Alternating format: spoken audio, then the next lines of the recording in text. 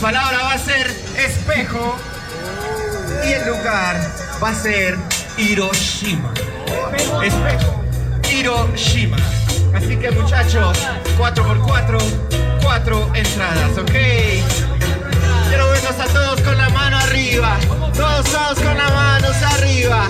Ey, ey, y se los damos en 3, 2, La gente sabe qué pasó, es que yo llego cuando llega Hiroshima.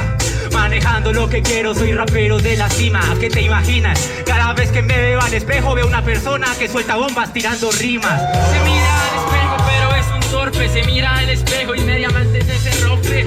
Fuck, y mi rima así que rotonda. Violando de Hiroshima, perrito, te llegó esta bomba. Te llegó esta bomba, no confundas con funda de tumba pumba. No vas a hacer esto nunca y frustra. ¿Te gusta? Este parece Hiroshima y Nagasaki, ni la primera ni la segunda.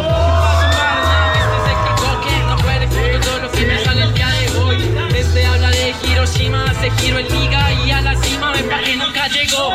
Yo soy Estados Unidos y el Japón, pana. No quiere acabar la guerra con mañana. Entonces yo soy el que la bomba la regala. No quiso por más buenas, le toca por las malas. Yo no quiero entrar a una guerra porque las guerras solo son para las perras. Y para que me meto a una guerra es la verdad. Para que me meto a una guerra que sé que voy a ganar.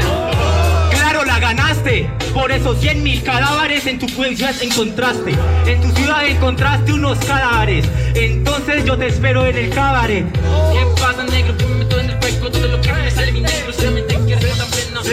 Mira hasta el espejo. Estoy aquí, mira hasta el espejo, perro. Y de una ya sentiste miedo. ¡Tiempo! ¡Ruido para esta batalla! ¿Cómo es el ruido? Claro que sí. Muy bien. Decisión directa de los jueces. Vamos a conocer el ganador. ¿Quién pasa a cuartos de final? A la cuenta de 3, 2, 1.